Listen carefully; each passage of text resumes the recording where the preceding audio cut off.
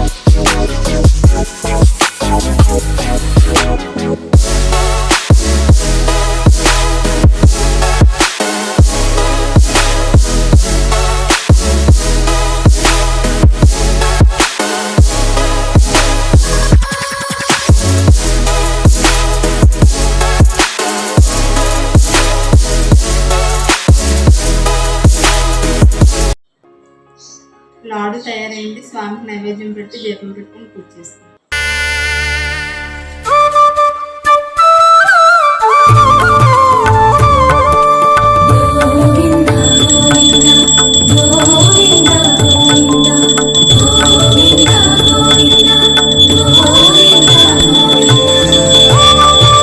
మళ్ళీ ఇంకొక కొత్త వీడియోతో మళ్ళీ మేము ముందుకు వస్తాను. Please like, share, subscribe to my channel నానా హరివిల్లు.